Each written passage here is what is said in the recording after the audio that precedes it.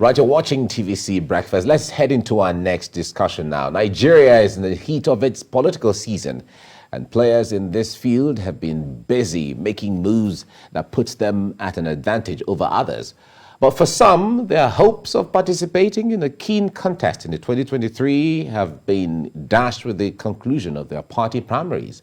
Some who nursed ambitions for a governorship or presidential ticket in the Senate and House of Representatives will also not be returning, as they missed out in the chance to recontest their seats, while others who contested and lost out to stronger opponents will have to keep faith for the future. For some as well, the journey for a different role of service begins after winning their party's governorship tickets.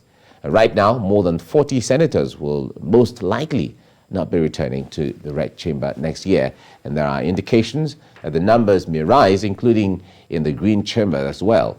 So joining us for this discussion is Senator Gbenga Kaka. He was also one-time former Deputy Governor Ogun State.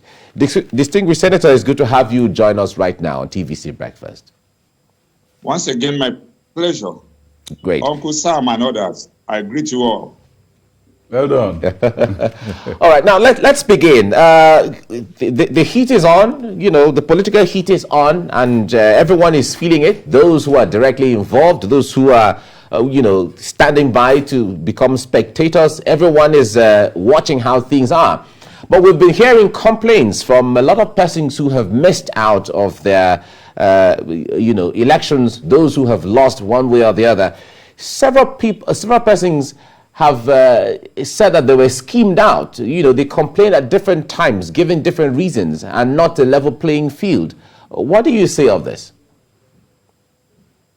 Well, I would say that first and foremost, it seems we have a different definition for democracy in Nigeria.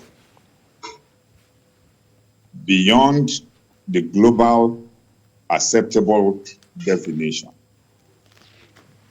Here in Nigeria, right from voters registration to the point of selection and finally election, you find the process rigged ab initio, to the extent that some were even registered underage voters, all with the aim of undermining the process and conferring undue advantage on some other people. This makes the foundation of our democracy to be shaky. Now, beyond that, coming back to your main question, just like in any organization, you have a pyramidal form of structure.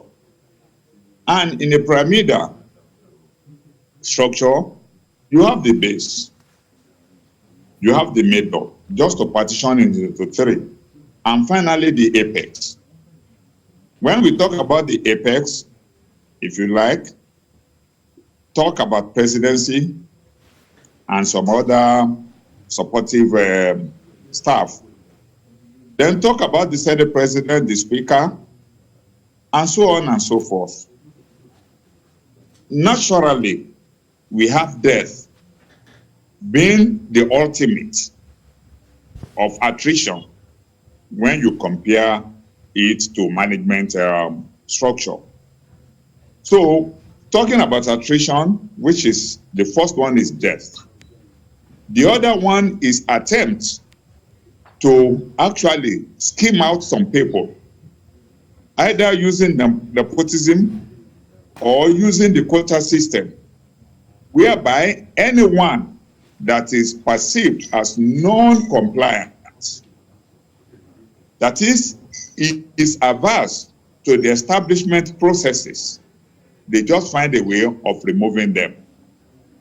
But we talk of legislature being the base and the bastion of democracy. It is the true representation of the people.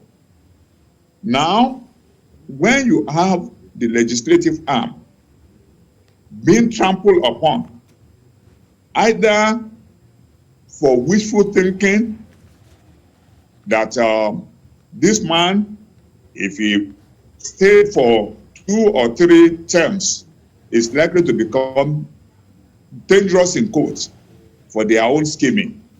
Then the next thing is to say, okay, let's edge him out. Once one is edged out, then they look at the rest. Who are those that are compliant, that are pliable? They want to sustain them, they want to use them to replace. Forgetting that, like the wine, the older the wine, the better. So also in legislative process, while other offices, the executive offices, are having 4-year term and subject to a repeat of another term, making a total of 8. In case of legislative arm, the Constitution envisaged the need for experience, the need for exposure, the need to be firmly rooted in the process of lawmaking, process of legislative duties. And as a result, there was no limit to the number of times you can return. But unfortunately, we have the power that be. We have those who see themselves as second in command to God, who must dictate for the electorate what their preferences are. They naturally limit the choice for the electorate. So in so doing, most often the mediocres are tossed up, leaving the vibrant ones, not giving them the opportunity to thrive. Apart from that is the issue of money. People used money to oppress others, and by so doing, they toss up the worst candidate you can ever think of. And that's why the performances at the legislative chambers are not as high as expected. So, from the first legislative assembly to the 9th we are having now, you discover that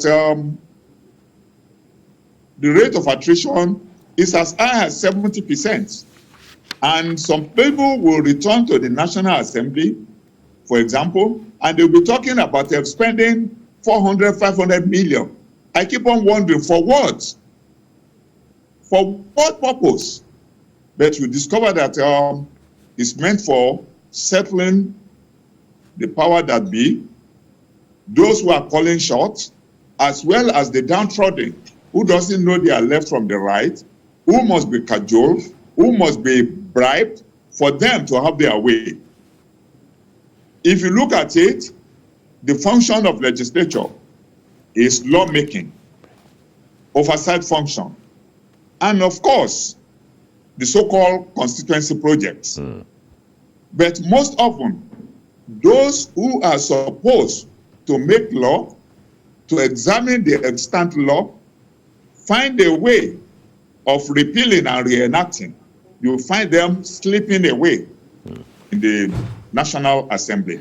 All right, distinguished Senator, let me put you on hold a little bit. We will come back to continue this discussion. So my colleagues in the studio, my co-hosts, can also make contributions to asking you some questions. Stay with us on TVC Breakfast.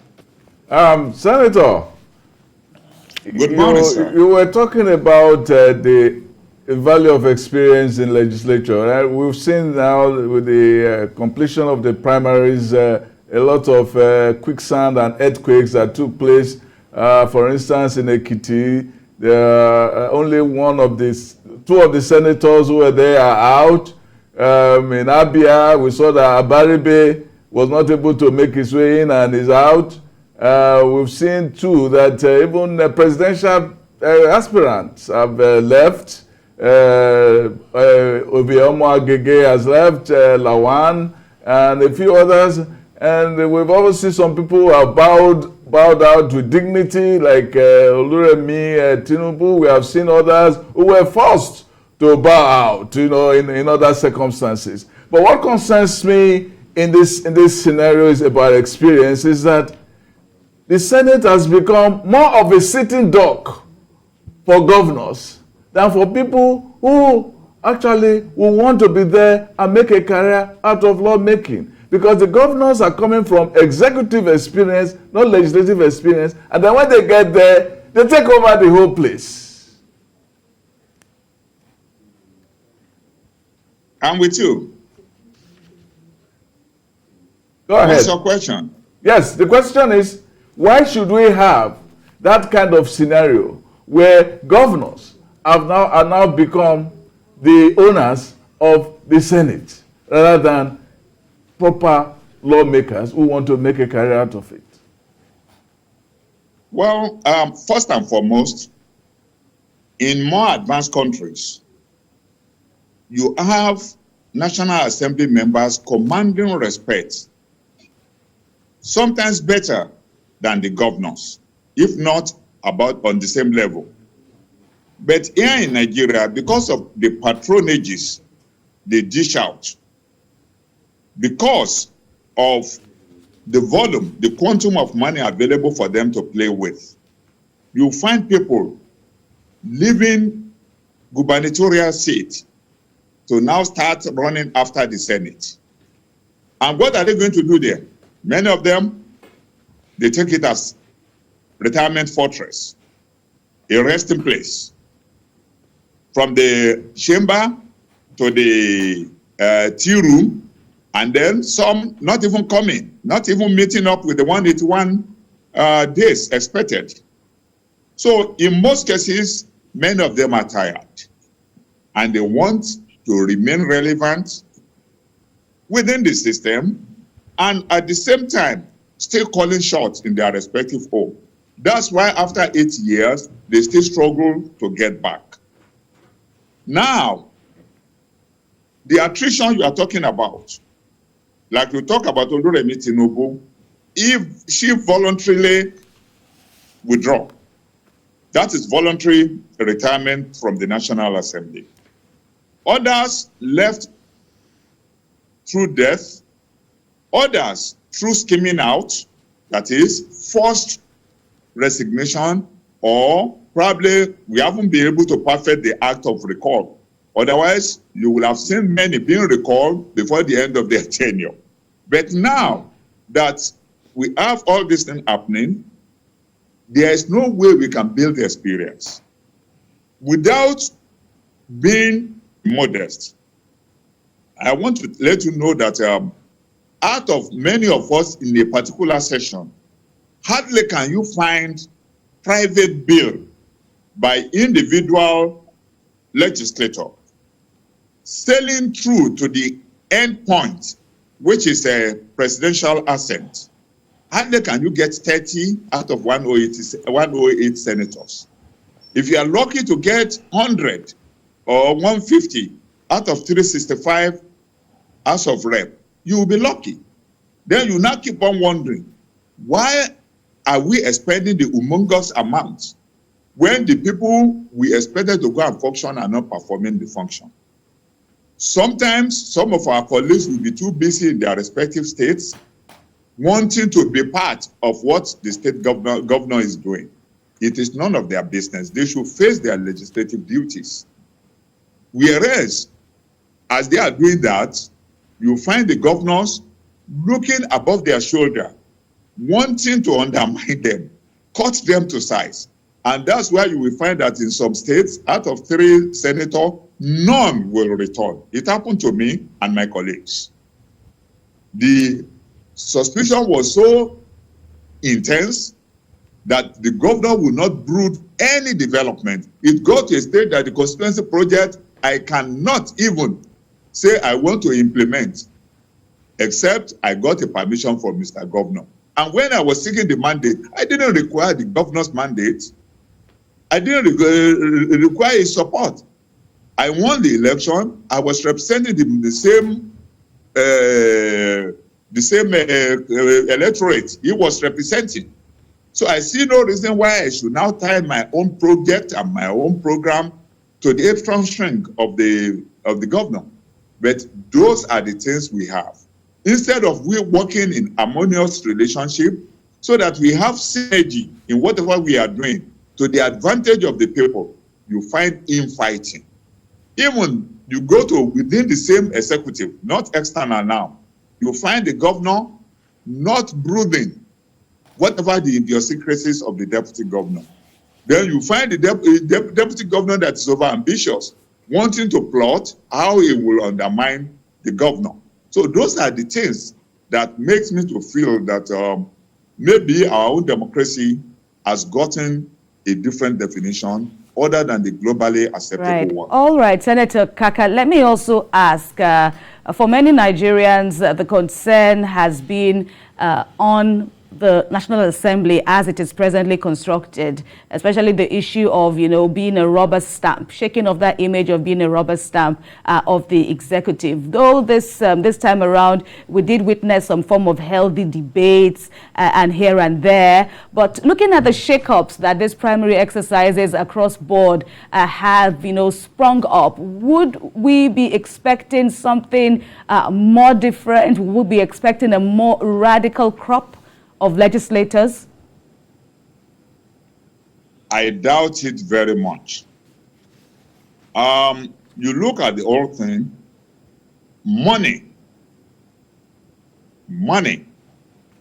is talking. And it has reached a stage that there's no consideration for the youth, no consideration for those who have a lot packaged into their brain, but hasn't got the money to influence the course of events. So eventually, it is not going to be the 10th session only. It has been so from the beginning, and it's getting worse. When people that don't even have certificates will get elected into the National Assembly, you must have been seeing them when they express themselves with difficulty. Then you keep on wondering, what business have they gotten in the National Assembly? Whereas those who have the wherewithal to be there will be denied the opportunity because it's not in the good book of the Godfather. So I won't be surprised if the situation continues or even gets worsened, because the process of emergence is something else entirely. All right. Distinguished Senator, you talk about the issue of money, the influence of money in the process. And earlier you also painted a picture of the influence or the overwhelming influence of governors in the process. We all understand that these arms of government are totally different. Is the National Assembly that is so powerful, representing the people directly and meant to make laws, is the National Assembly helpless in all of these, not knowing what to do and how to ensure that they outline a good process that will be devoid of all of these things? Well, assuming that National Assembly is being seen in terms of one person or of few people that are having the same agenda, the same focus, the same patriotism, then it will be another kettle of fish. When a National Assembly that is constituted by people who hold their allegiance not to the state, not to the country, not to the electorate, but to individual godfathers, then we have problem. And that's where you will have leadership of a National Assembly or even a state assembly telling you that the governor or Mr. President, anything they want, they will do it. That is submitting their rights, their responsibility, their authority, submitting it to the executive. We have separation of power, whereby there is do and don'ts for the executive. There is a limit for incursion into the legislative something. But indirectly, they are the one controlling. Where they could harmonize things in form of legislative and executive caucus, so that anything coming to the National Assembly will have been thoroughly debated at that caucus, and then a common front shouted out. They will not allow it to happen. So with that, there's little or nothing those in the National Assembly can do. Even you present a bill and you are unable to carry along your members of your own party, talk less of opposition, then you will be able to appreciate that we have a lot of problem in our hands. So the legislative chamber is supposed to be the real representation of the people. But are we allowing it to happen? No, they are not. And when somebody is now going against, in brackets, the establishment, the person is marked out. It could even be possible that the eyes of Mr. Speaker, the eyes of Mr. President of the Senate will never catch the raising up of arms by that person perceived to be anti-establishment. And there and then, it will just be warming up the share. All right. For as long as it places the man at the helm of affairs. All right, Senator Gbenga Kaka, we say a big thank you to you for your contributions on TVC Breakfast this morning. Many thanks once again.